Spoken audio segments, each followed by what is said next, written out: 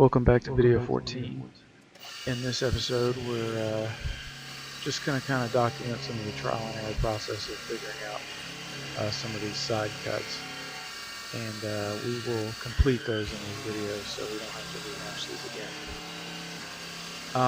So I'll start out just by gutting the side out with the Lakeshore Carbide 4-flute variable helix. Variable flute roughing end mill called the Fire Plug, which has been working out great. I didn't change anything here, so we're just buzzing through it.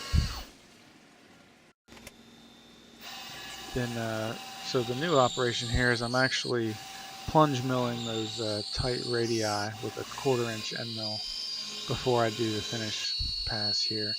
And the plunging work is a little chattery, and this is also a little chattery, so it's evident that I need to play with the RPM a little bit to get that taken care of.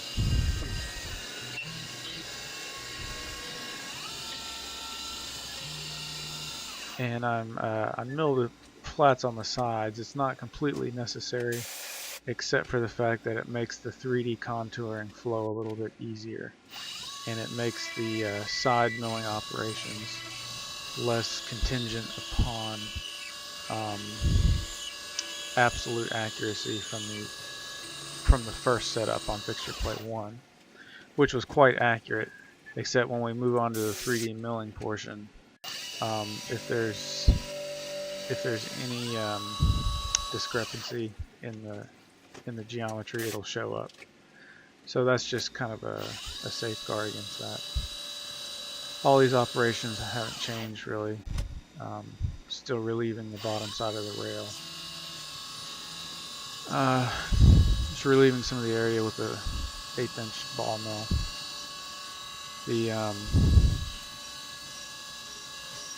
The arc fitting to this tool path is working out great, and I'm keeping this tool path 1/1000th above the model, just to make sure that it doesn't cut in to the sides of the model or anything like that by trying to take too tight of the tool path.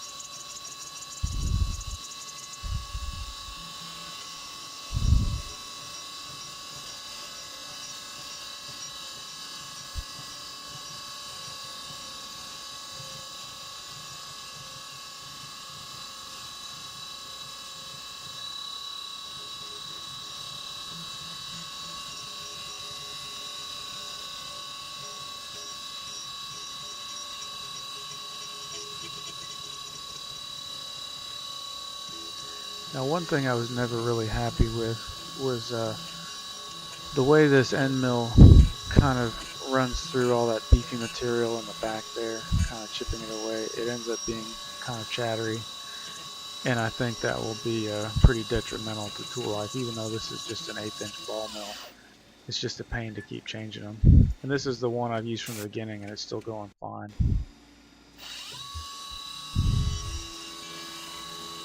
So the lightning window, I'm still getting some chatter artifacts on that vertical wall, and I've isolated it to the extensive travel. When it hits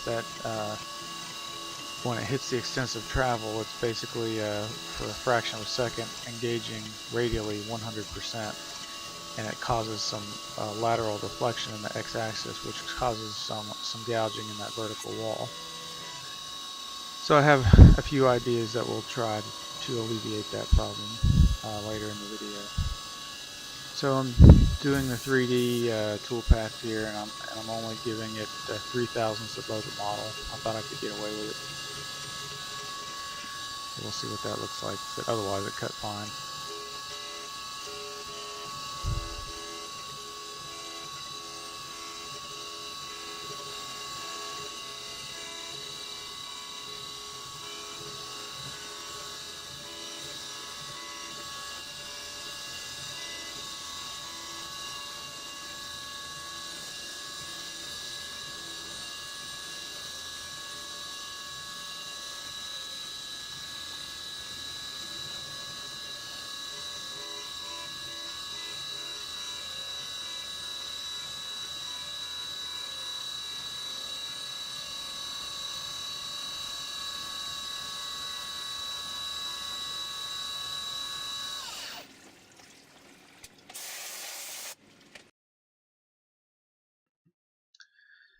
So pretty happy with that.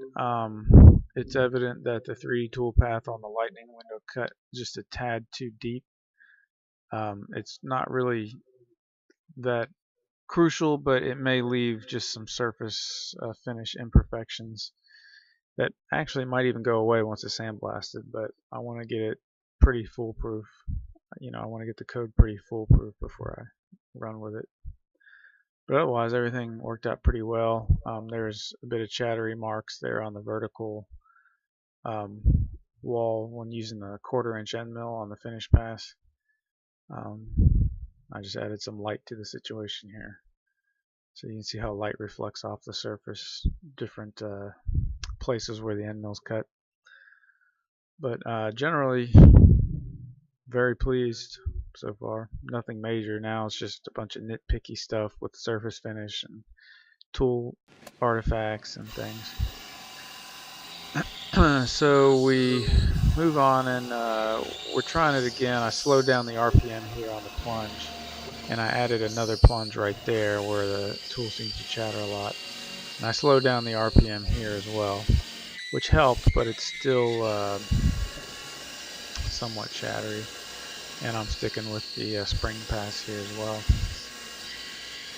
So that RPM needs to drop even further.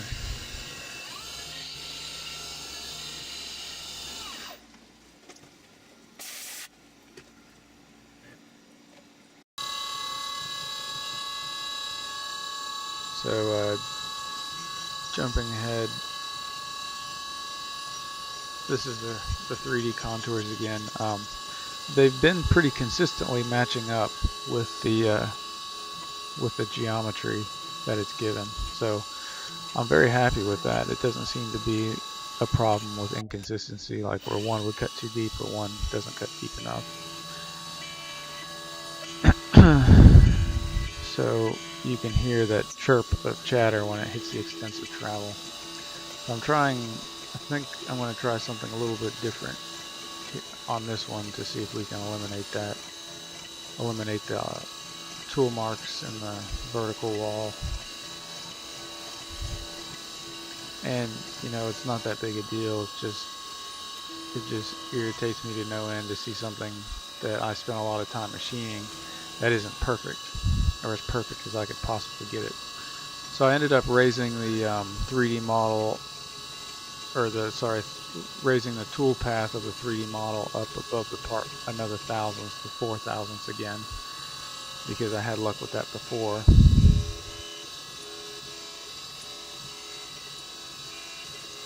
And we'll see what that looks like. I believe that cut just slightly too deep for comfort as well, but we'll take a look at it.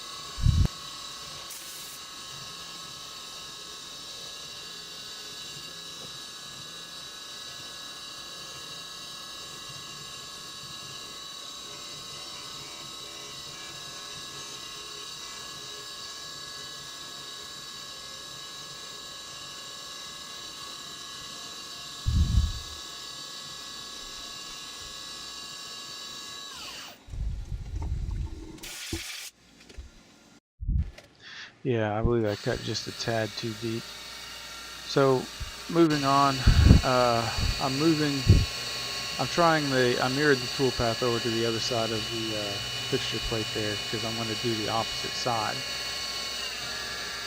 Now this was tricky, and I learned a lesson. If I had to make this fixture plate over again, I would reorient this side to be facing the other direction to where the rail is closer to us.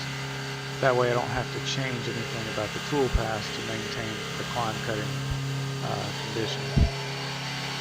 So I mirrored all the tool paths over, but then I had to go back and reconfigure each one to basically cut it in the reverse order as it was cutting before, or in the reverse direction, so to make sure that it's climb cutting, which wasn't a huge deal, it turned out, but at the time it seemed kind of daunting, but it worked out fine. If I had reversed the gas block to face the other way, then it would have just been a simple matter of just mirroring the tool path, and I wouldn't have had to change anything else. this cut just fine. I was a bit concerned that perhaps because it's engaging in different areas of the geometry, there'd be some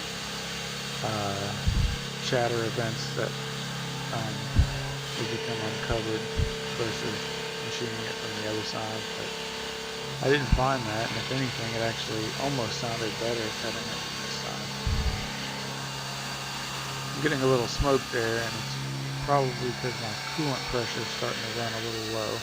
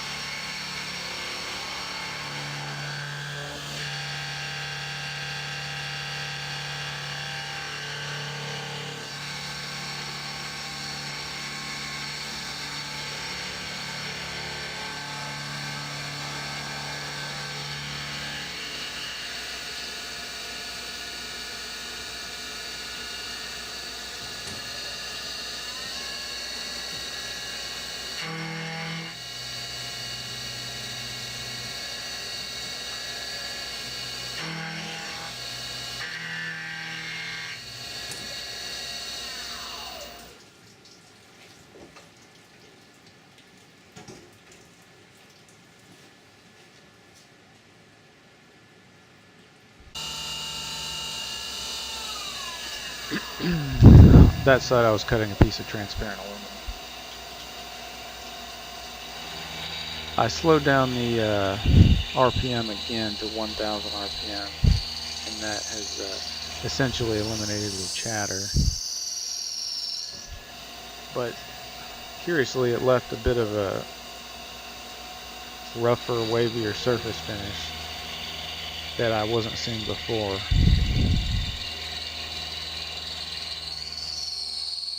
But in general, the idea behind this is to relieve those tight corners so the end mill doesn't engage them when it's profiling axially.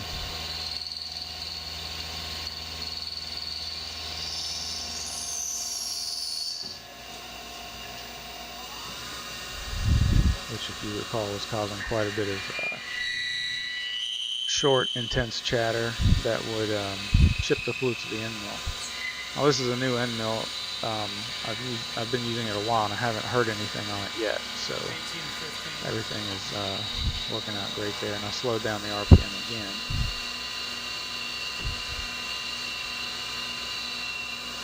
to essentially take care of the chatter. And I'm really losing coolant pressure now, so either I'm running low on coolant or my screen is clogged with chips.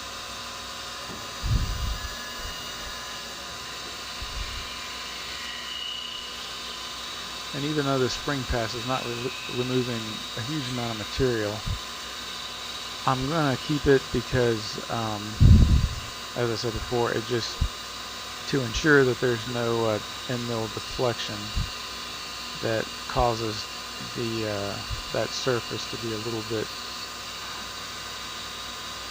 bigger than what it's theoretically supposed to be.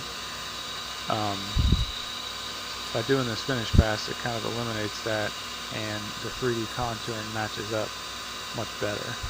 So I'm trying to eliminate all the dependency on the first operations from fixture plate 1 to have an impact on the 3D operations here. If that makes sense.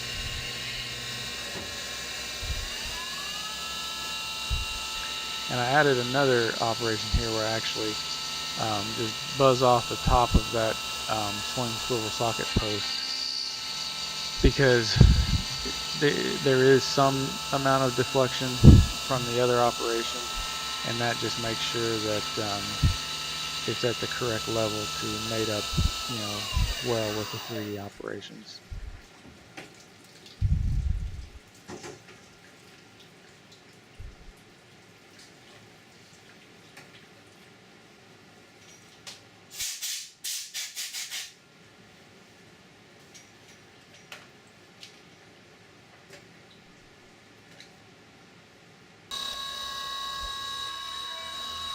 Okay, these are the rest of the operations on the far side, and you'll notice like all the tool paths are reversed. It's doing everything in reverse direction, and that is to maintain the climb cutting condition. And here the coolant actually never came on, even though the pump was running.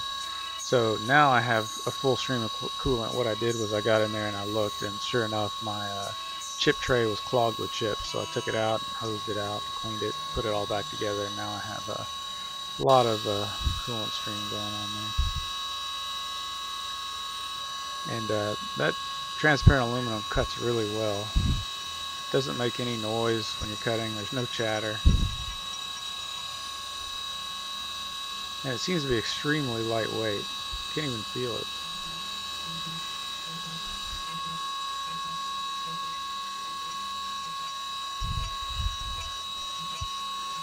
So the 3D operations here are actually just mirrored over, because since it's going back and forth, it's using both a conventional and climb milling, so there was really no reason to reverse the tool path.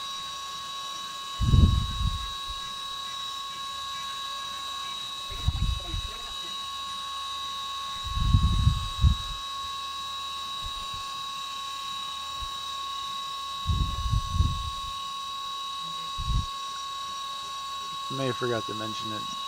You may have noticed it right before it started, the 3D milling, but it actually relieves some of that area that's behind the rearwardmost part of the gas block, just so I get a lot less chatter during this particular operation right here. So if you notice, you don't hear that end mill chattering when it hits the very back of it, where it's gouging into all that material, because I've relieved it away prior to this operation. You'll get a better view of it later.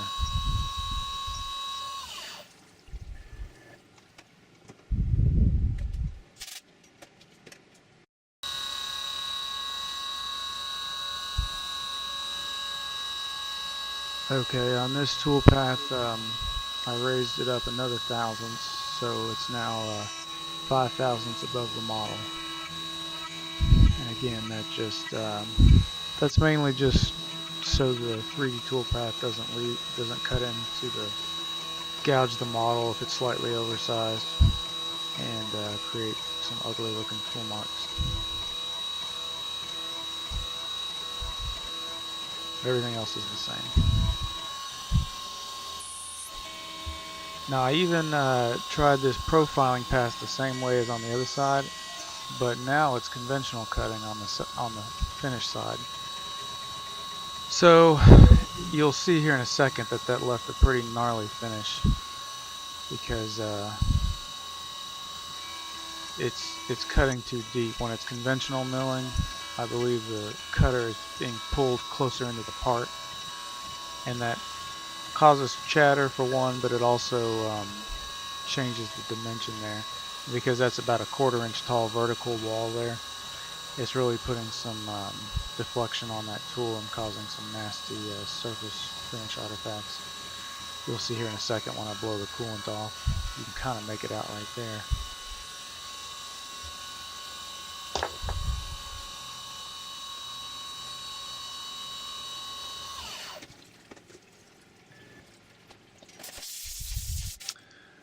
See that?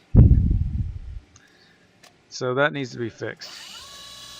So I have 2 of them here, and the first side has been done. I flipped them over, And I'm now doing the other side, which is basically the same operations minus the side gutting and the gas tube pin drilling and stuff like that, things that have already been done. So obviously you need to do the bayonet on both sides, bayonet lugs.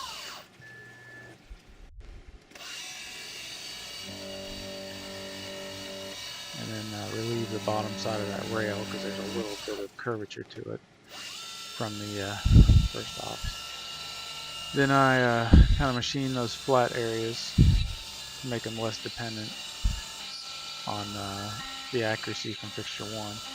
And I didn't really need to do that to the bayonet lug. I just tried it out, and it turns out that's probably not necessary.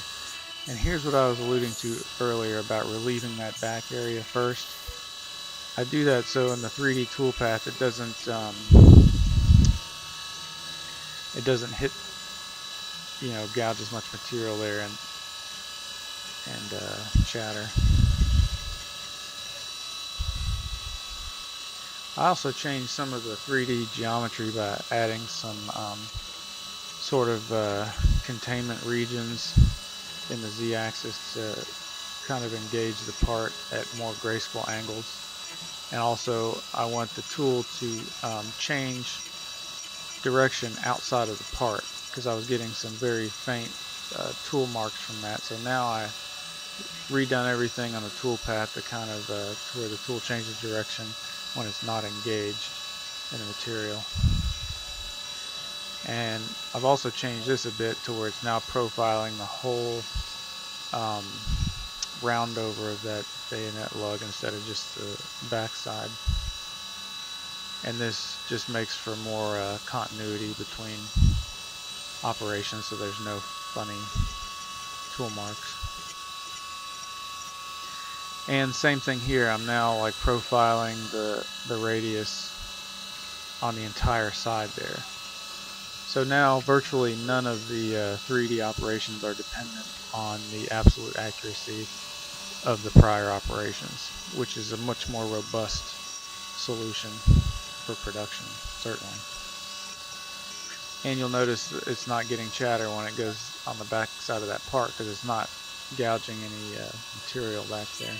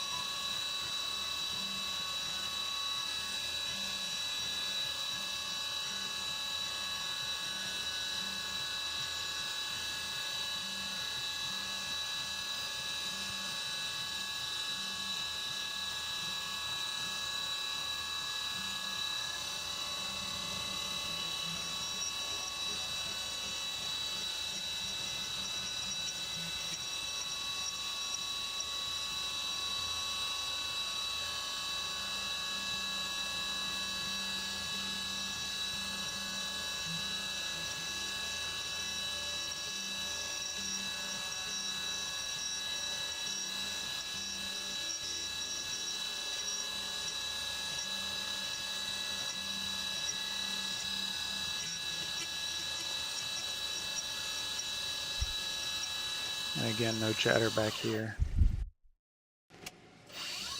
Now for the lightning pocket, I've changed this ramp angle from 1.5 degrees to 0.75 degrees, hoping that I would get less chatter and deflection on the extensive travel. And I think that worked out pretty well because I'm no longer getting a big chattery gouge mark in the vertical wall.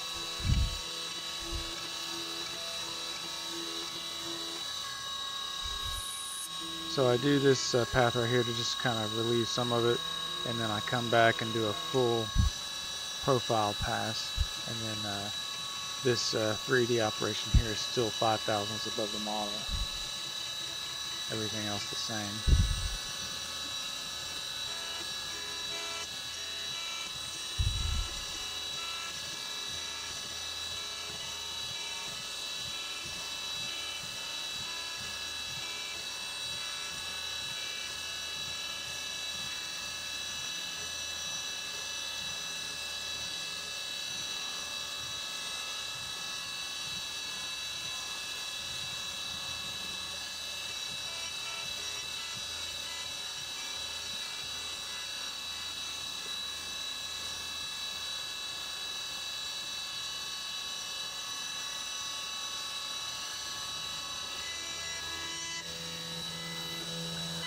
Same thing on this side.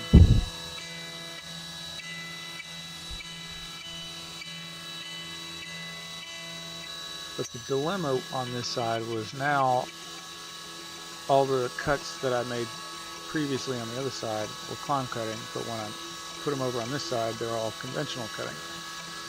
So again, I had to go back and change the direction of all the tool paths to make sure everything was climb cutting.